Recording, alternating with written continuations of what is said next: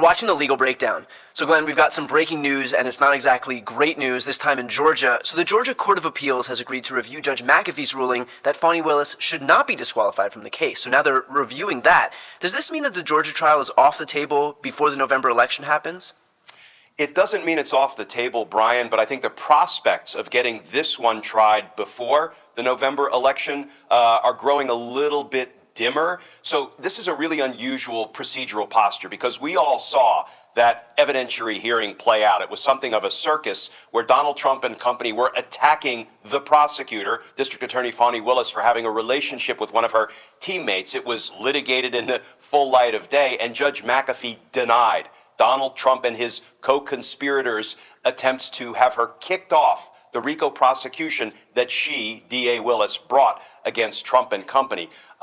So then there was no right to appeal that decision. However, there was an opportunity for what we call a discretionary appeal. Judge McAfee had to decide whether to grant Trump's motion to appeal the case up to the Georgia Court of Appeals. And Judge McAfee, I'm sure being confident in his ruling, granted Trump's motion. He filed the motion, and just now the Georgia Court of Appeals granted the motion. They're accepting the case for review, so they will be hearing this issue on appeal. Whether Judge McAfee got it right or not, I believe he did. Here is the thing on the timing front. When Judge McAfee granted Donald Trump's motion to even file this appeal in the first instance, he said point blank, "I will not stop. I will not stay. I will not pause my trial. We are going to continue to plow forward. We're going to litigate motions. We're going to do everything we need to do in the run-up to a trial date to make sure we are still on the trial track, moving in the direction of a trial." Judge McAfee, in his order, went so far as to say, even if the Court of Appeals grants review of this case, we ain't stopping. That was important. And now that the Court of Appeals has issued its order granting review, the first thing I wanted to do was look at it to see if they said anything about the stay. It's about a sentence or two. Let me read it. They say, upon consideration of the application by Donald Trump for interlocutory appeal. Let me just stop there because we hear that word interlocutory all the time. It's not a word that we often use in our everyday conversations. An interlocutory appeal is an appeal that's taken while the trial is ongoing, before the trial is complete. That's all an interlocutory appeal is. Usually, you can only file an appeal after the entire case is over. There's been a conviction. The defendant has been sentenced. That's when you get to begin appealing things. This is a kind of a midstream appeal, an interlocutory appeal. Upon consideration of the application for interlocutory appeal, it is ordered that it be hereby granted, meaning they're going to accept the case for review.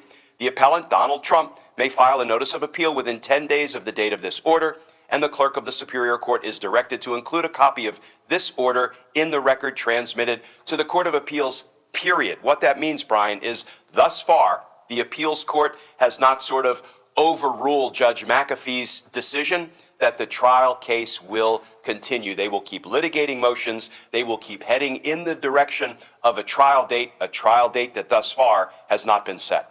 And they were able to do that, just as a quick sidebar, because this wasn't a case dispositive issue as opposed to the Supreme Court, where the D.C. trial had to stop because if the Supreme Court ruled that Trump had presidential immunity, it was case dispositive, and the whole thing would have stopped anyway. Is that right?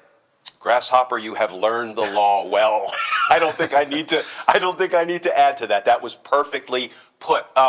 It's a really unusual case because they're trying to kick the district attorney off. But as you say, it's not case dispositive. Why?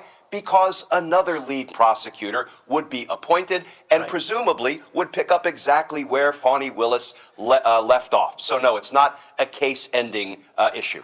Now, Judge McAfee will keep moving with these pretrial motions, but do you think he'll get to a place where he runs out of pretrial motions and where the appeal, the delay, actually does stop what could be the start of this trial?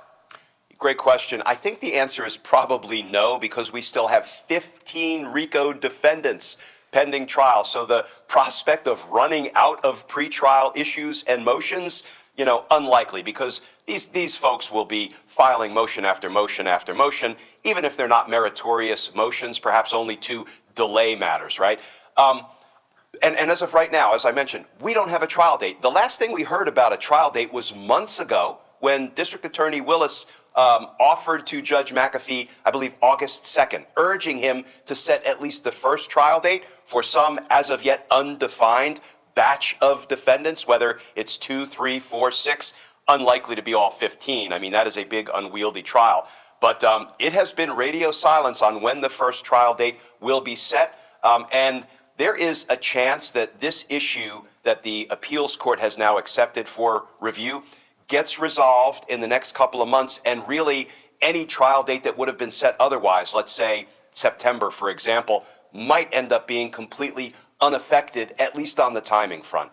But they can't set a trial date while this case is still being reviewed by the Court of Appeals. I mean, they can litigate these pretrial motions, but they can't actually set a trial date now until this issue is litigated, right?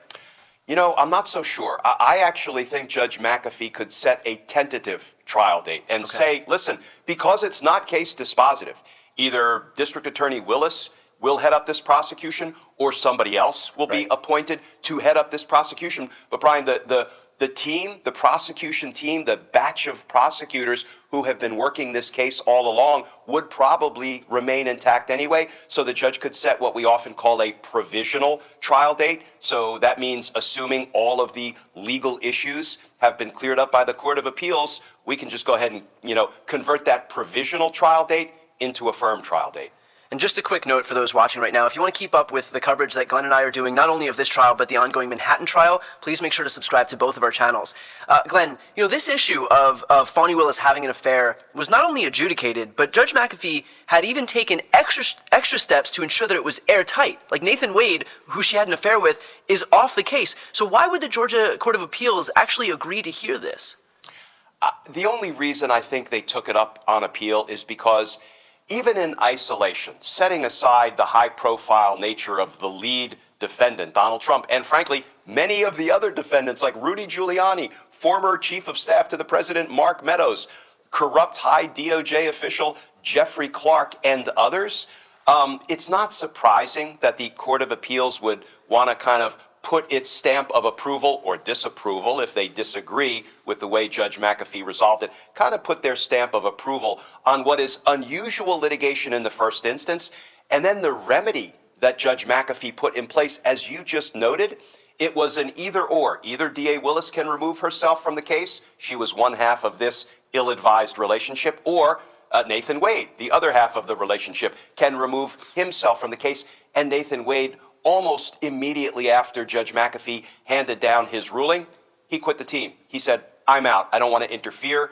And the thing is, it's going to be really challenging for the Court of Appeals to go back now and potentially undo that if they think Judge McAfee's decision suffers from some, legal infirmity or deficiency. Really hard to kind of untie that knot. So I do think at the end of the day, the Georgia Court of Appeals was probably so interested in this issue, they wanted to take it up, even if they're not going to grant any relief to Donald Trump. But I think undoing Judge McAfee's ruling is unlikely to happen for both legal reasons and ultimately for practical reasons.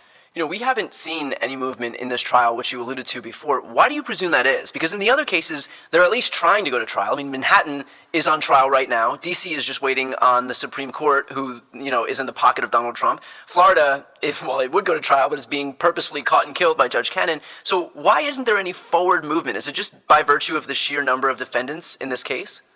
That would be my kind of informed speculation. It's such a big, unwieldy case. I've always kind of drawn the comparison and the contrast between what Jack Smith decided to do in D.C., indict only Donald Trump and leave everybody else as unindicted co-conspirators, undoubtedly to be indicted in the future. So that case was built for speed. Of course, the Supreme Court has, at least thus far, caught and killed that one, or at least put it on life support, and we're waiting for the Supreme Court to make its decision about whether a president is king and has absolute immunity against prosecution, make its decision, and hopefully return it to Judge Tanya Chutkan in D.C. so she can get that case to trial. But that case in D.C. was built for speed, even though it's bogged down at the moment.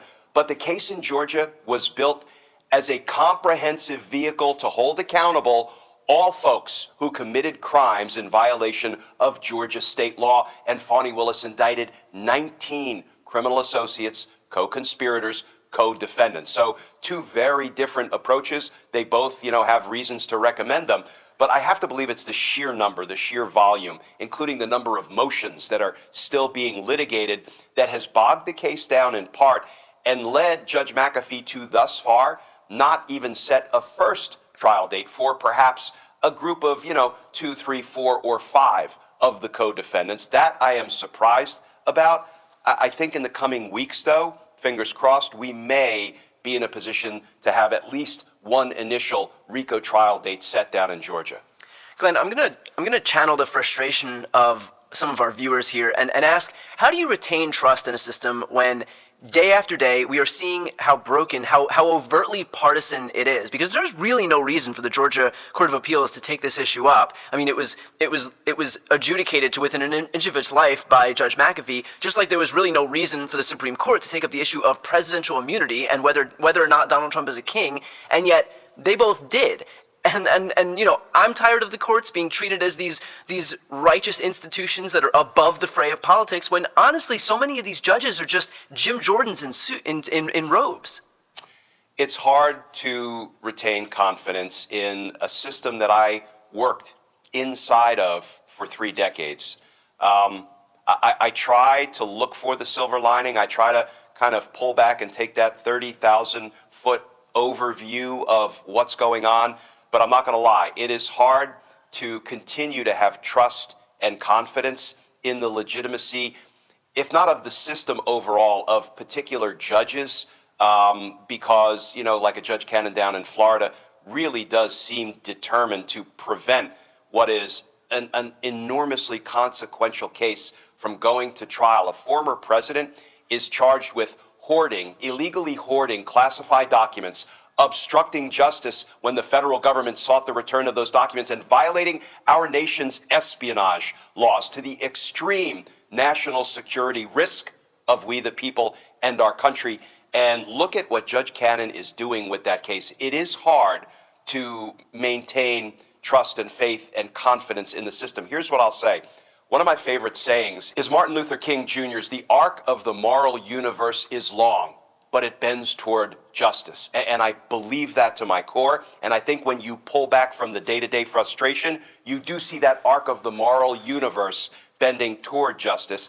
I feel the same way about the criminal justice system. The arc of the criminal justice system does bend toward fairness and the equal application of the laws to everyone. But right now there is a bit of a kink, a knot that has been tied in that arc by the Judge Cannons of the world and by the Justice Thomases and Alitos of the world. I think we have to work mightily to untie that knot, to unbend that kink. But I do believe that the arc of the criminal justice system will, in the long run, when you pull back, continue to bend toward fairness and equity and decency and the equal application of the laws. Even though, Brian, as you say, the day-to-day frustrations we experience sometimes suggest otherwise. Yeah, and just building on that, I didn't ask that question so that people listening would say, like, you're right, I'm just going to throw my hands up in despair. This is all just, there's no resolution here on the horizon. The fix is in.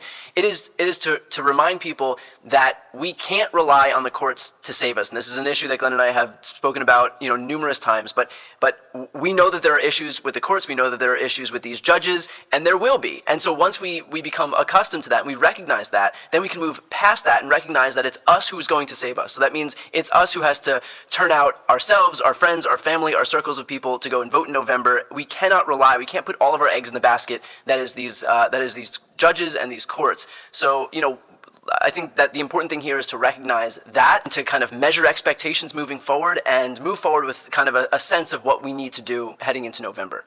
And here's what I would suggest, if this is helpful to some of our viewers who feel the same frustration we feel day to day, right? Try to take the frustration and convert it into energy and motivation and determination. Listen, my pop was a high school football coach, so, sports is in my blood, always has been, and I do sort of lapse into sports analogies. But when I was playing football, when I was wrestling, if we were down, if I was losing, I could get frustrated and just kind of lay down and let my opponent pin me, or let the other team run roughshod and score more touchdowns. Or I could turn it into motivation, turn the frustration, even the anger, into determination to fight even harder. work even more diligently. And you know, the one way that we can work, and we've talked about it before, is by not only getting ourselves to the polls, but get people registered. Help a friend get to the polls. I mean, there are lots of phone bank, door knock. There's so many things you can do. And even if you ordinarily wouldn't do it, take this frustration that we feel as a result of Trump and company trying to instill in us a sense of defeat and despair and despondency. Take it, let it energize and motivate you, and do things you might not otherwise do. Because at the end of the day, we're going to win this battle, even if it doesn't seem it when we're like, in the midst of our frustration and despair. We're going to win this battle, but the way we're going to do it is by voting in numbers too big to rig and too real to steal. We'll leave it there. Again, for those watching right now, if you want to stay on top of all of these cases as they continue to play themselves out, including the ongoing Manhattan prosecution that's happening right now, please make sure to subscribe. The links to both of our channels are right here on the screen. I'm Brian Tyler Cohen. And I'm Glenn Kirshner. You're watching The Legal Breakdown.